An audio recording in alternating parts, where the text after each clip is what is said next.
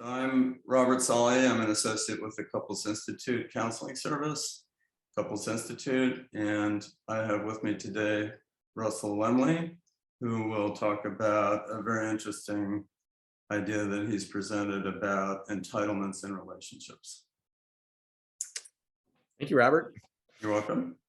And so can you tell us a little bit about yourself, or kind of introduce yourself? Sure. I'm a psychologist and been in practice for 40 years.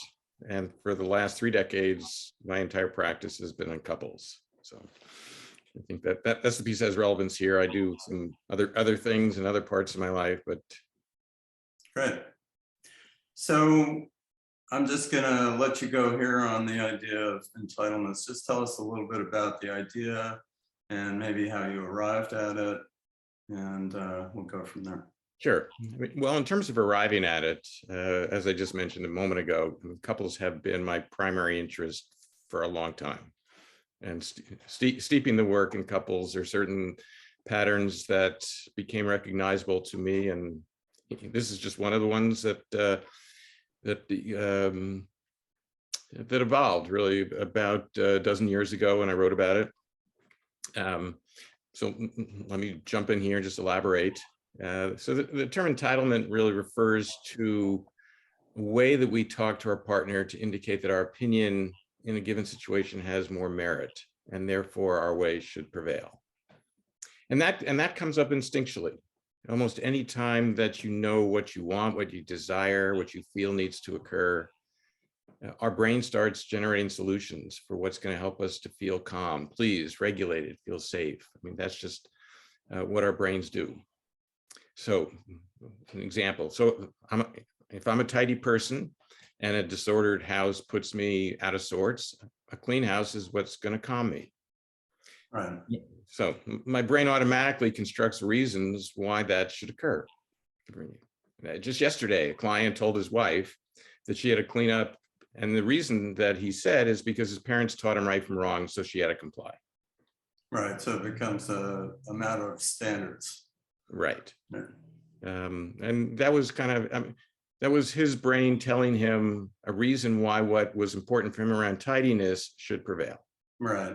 Another example that came up this week, when there was a conflict with a couple around their child who was distressed. Both developed an idea what the child needed, and then they argued about how their point should prevail. One claimed that they knew more because they had more experience with kids and they read more. The other claimed that their own childhood experience informed them what was the right thing to do. Yeah, so there are these kind of justifications, but I like how you put it in terms of, what we're really seeking is a kind of calm, or a kind of, to kind of soothe ourselves in a way, that it comes out in the form of these kind of justifications or rules, Yes. standards. Yeah, and I think, go ahead, Robert. Oh, I was just going to say, I forgot what I was going to say. So why don't you go ahead? Okay, we'll come back to it. All right. But let me elaborate a little bit of where I think you were starting, which is that, it's important to remember here about the nature of thoughts. Our thoughts virtually always feel right in our gut. And so we stick with it, and we get focused on outcomes because we predict, and I might add, we accurately predict about our own individual nervous system, what will settle it if it's done our way, and what we do if we were on our own. And that's an accurate prediction. And what that leads to is we're almost wired to try to control our partner if we're emotionally activated. And it's not selfish. It's just human nature. And what's important also, I think, to recognize is that we're generally blind that we award these entitlements to ourselves.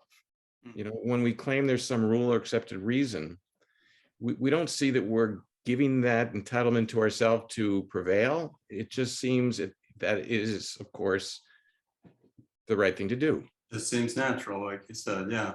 That reminds me of what I was thinking, which was that Pete Pearson has a nice thought experiment that he does sometimes with clients, and I do it too, which I refer to as the self-standard exercise.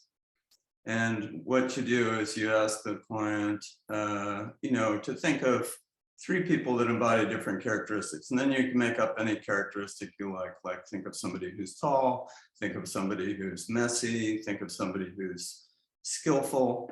And then you ask them, okay, in all cases, once they've thought of a person for each category, is the person more or less messy than you? Is the person taller or shorter than you? In most cases, they'll pick somebody who is more of the thing than yourself. So then the question is, who's the point of reference in all cases? Ourselves. So we sort of assume that we're the standard, and everybody else we compare to our own version. The comedian version of this is George Carlin. What was his name? George Carlin? Yes. He said, do you ever notice when you're driving, everybody who drives faster than you is a maniac and everybody who drives slower than you is an idiot? So same idea. We use ourselves as the reference point. People who vary from us are somehow deranged or, in the worst case. Right. Yeah. Okay. Well, there's a couple of things I can elaborate on that, which is that there's generally some merit to what it is that you want. And maybe we'll get into this a little bit further when we talk about some clinical examples. But what you want has merit. And what's important here from a couple's perspective isn't whether or not your idea has merit or your own perspective has a lot of legitimacy. And no matter how sure you are that you're right, you just can't claim it unilaterally without your partner having equal say. I mean, if you really understand what is problematic about what we're calling entitlements, it's this piece of it. It's the fact that, right or wrong from your own perspective, it's how you implement it relationally. And in other words, it's the process by which the two people engage that's important more than the outcome. And if a couple is collaborative in their decision making, is more important than actually what they decide. If what's important, which of course in couples therapy, what's always important is trying to create more connection. Yeah, so this kind of gets to another question actually that I was thinking about, which is kind of, there's I guess more on the collaborative front, or, trying to define that line between what's collaborative and what gets more coercive, or more kind of entitled, if we're using that term. Because of course, each person should be able to bring up their concerns or, reasons they think that a certain thing should go a certain way. But as you said, it's a matter of how it's brought up and, how forceful it is. And we talked about earlier the idea of unilateralism, that this idea that it's sort of like my way or the highway, which is the way that often couples express it, right? Partners express it. That's right. That's right. I like the individuals and couples to have strong opinions. And the solution here that we're looking for isn't for anybody's opinions to become less strong or even less forceful, although that's probably a loaded term. Yeah. It's trying to find a way, and you were of course alluding to this, to get to a both me and you way of discussing and resolving. But if the me part is strong, keep it strong. There's a reason that it's strong. You actually want to kind of hold on to what's important to you and what's of value to you, what you think, what you believe. You just have to view that as half of the picture, because what happens is when there are those strong reactions, we tend to see it as all of the picture. And that's where it becomes unilateral. Yeah, that's interesting. And I think by forceful, I partly meant, all my way. Yes. Yeah. My way or the highway. Sometimes it's has to do with one person getting more voluble or more, aggressive in their movements, which sometimes can intimidate the other partner. Right. So those are aspects of it too. But I like that idea of, that it, it comes from somewhere, it represents something important to the person. And so we don't want to take that away. Right. Although it also reminds me of the partners who say, this is just me. I'm not going to change. Which I guess might be another kind of entitlement, like when one partner is asking the other one to kind of change in some way or respond to them in a different way, and the second partner says, "This is just me. You take what you get." But again, we're talking about some clinical examples here. Yeah. That's okay as a starting point from my perspective. Uh-huh. If the person who kind of digs in and says, this is what's me, the inquiry is about, and what's true for your partner too. So this is you, and what about your partner also? Mm-hmm. It's the frame shift isn't that any individual is wrong. They're right. The individual is correct. Mm-hmm. Half of the picture here of a couple. Mm-hmm. Right. And so there's that book, there's the book title, "Do I Have to Give Up Me to Be With You?" or something like that. And so your thought would be something like, you can be you, but we also have to include your partner. yes. Yeah. Yeah. And any time that you act as if your partner doesn't matter, you're now at the basic way that couples fracture. Mm-hmm. Right. Okay. Yeah. And couples that come into couples therapy are almost always in that state that we just described a second ago, which is everybody is dug in on their own half and aren't making space for their partner's half. Right. Right. Okay. I'm going to look at my notes here for a second.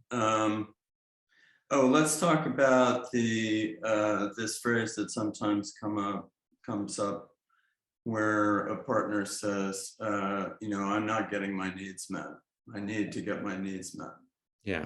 Well, that's complicated because in the culture that we live in, getting one's needs met is something that is glorified.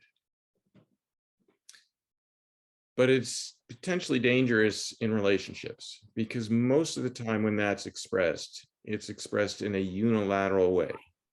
And it's just another entitlement, which is, if I need it, you have to do it because it's a need. And when it crosses over into that kind of unilateral entitlement, then it becomes problematic. So sex is a great example of that, where I need sex 2 or 3 times a week. So that's my need, and therefore you're here to satisfy.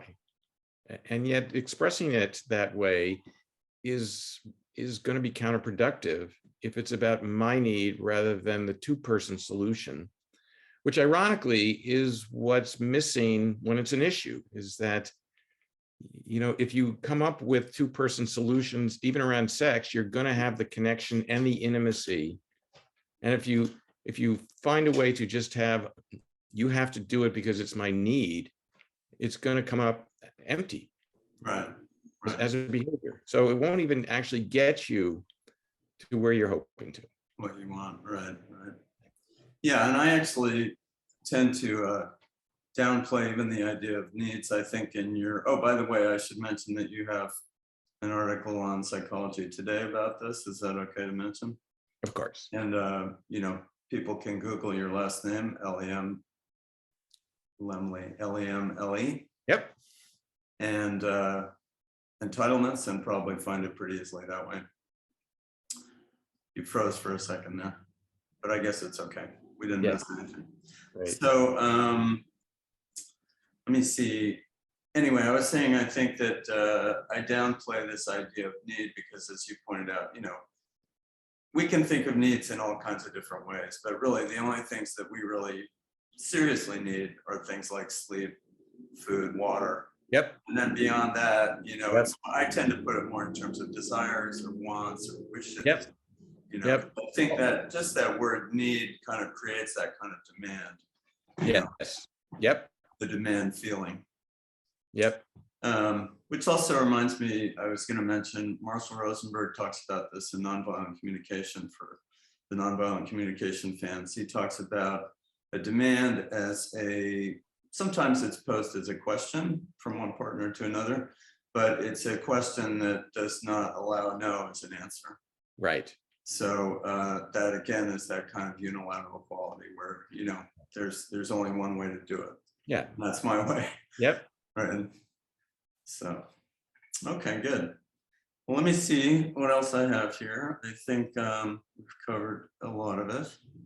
I wanted to ask you about, you know, you've already talked a little bit in ways about how you might use it in couples therapy, or how it might come up. Can you say any more about the kinds of ways you talk about it with couples? Yeah. So I think the starting point is the validation that what people want and desire is important. You know, it's critically important, and people should know themselves and hold on to what's important to them, hold on what's of value to them.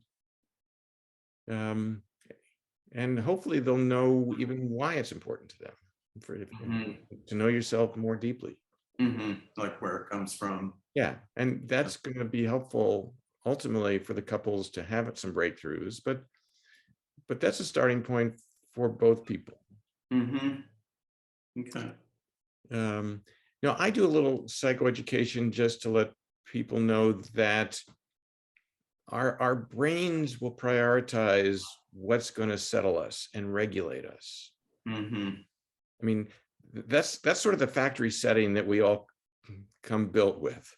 And it's sort of why couples will drift from their marital vows, where people start out saying that they're there to avow ways to tend to their partner, but they drift backwards into self-regulation, because that's really the setting where we start. And I like to educate people to normalize. There's nothing shameful about this behavior, this reaction, because it's pretty natural, it's pretty instinctual in our brains. So I try and normalize it as best I can, and then still try and make then the next leap for people to change the way that they understand it, to open the aperture that this is two people, this is me and you. It's we start out with kind of what's going to help me, what's going to settle me, regulate me, please me, whatever me. I mean, that's just what we do. And if you see it as half, then you can reframe the process as an ampersand. It's me and you. Yeah. And then just to finish what you were asking, is that I have couples practice in many different sessions some version of asking and inquiring what is their partner expressing, Right. what is important to their partner, and each of them doing it. Then the critical step, and then the last thing I just want to say about that is to put words around telling your partner what's important to them as best as you understand it. That is generally what's missing in these entitled conflicts, is that you're only articulating what's important to yourself, and you get to this polarized standoff where nobody feels seen or valued, no matter what the outcome. Right. And so you really have to practice, and I do this in session. Real examples that they're struggling with is like, what is important to your partner? Right. And say it to them, and switch off. Anyway, go ahead. Right. And check and find and see if you're understanding correctly, or that's exactly right. That's important. Yeah. That's important too. Definitely check. Right. Good. All right. I'm gonna pause for a second. Can you hear this siren going by? I can. Okay. So, you know, I think you've almost answered this question really, but I'll ask it anyway, and then we'll see if there's anything new to say about it. But, you know, I had this question. Well, actually, let me preface it with saying, I'm assuming that you might not sort of use the word entitlement with couples. You probably just talk about the way we've been talking about it, more in terms that's true. Each person seeking comfort and having their values. And yep, that is true. And it's not a real term. It's not a real therapy term. Yeah, and it's not a real, it's not a real friendly term, right? Right. Yeah. As it The is. shorthand. Yeah. Yeah. But so maybe I don't even know if that makes this question irrelevant, but I had asked you before about this idea of partners using it as ammunition against each other, which is kind of like, the question of, if I'm vulnerable, is my partner then going to take that vulnerability and use it against me? Like if I tell my partner, I was abused as a child, and that's why it's hard for me to regulate myself, will my partner say, oh, you're just getting upset because you were abused as a child, something like that? So in other words,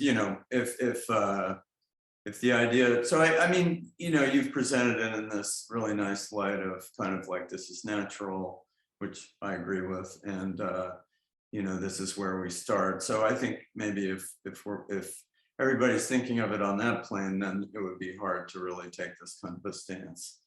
No, but I think you have a good point. And in many people, when I start talking to them about this, they do some version of what you just said, which is that they start taking in the notion of what we're calling entitlement here and see it in their partners, but not in themselves. Yeah. Which is kind of just more of the same. And what we were just saying. Exactly. Right. So until people learn, it'll just be another bit of ammunition, just like you said. Yeah. And therefore the way through that is the same thing we were saying a few moments ago, which is, why is your partner saying what they're saying? What's important? Even the one that you think isn't understanding you, can we slow down and really ask? Because if it's just a counterattack or a counter accusation, then you're into I need to defend myself against you, and I'm not interested in what's going on with you. And all the expressions of disinterest in your partner or the invalidation are what breaks kind of the trust and the marital bond. Mm-hmm. Okay, good. Telling the other what to do is about me. Right. Sharing what's important to you and inquiring what's important to your partner is about we. Right. Yeah, that's a good way to put it. Okay, well, I think that's good for me. I know this is a brief treatment, but I think we got some good things out there. Anything that you want to add or highlight, or does that feel okay for you? The only piece I would underscore, and you have already underscored it, is that there's nothing to be embarrassed about if you're doing this. Mm-hmm. There's nothing to be ashamed of. Even if you get to the point of saying, oh my God, I do that, which that's often not even the first step. Mm-hmm. It in the way that I understand human psyches, I mean, this is hardwired. And like most things in adulthood, we have to get beyond kind of that impulse to do things that are going to regulate us, to get to the place that that's only half the story, so that our partner doesn't get dysregulated. Right, right. Yeah, there's another quote that occurs to me from Pete Pearson, that good communication is a series of unnatural acts. Yes. Because we have to kind of overcome our biology in a sense. Yes, that's exactly right. Great. Well, thank you very much, Russell. It's been a pleasure. I really appreciate it, Robert. Hope we get to talk again. Me too.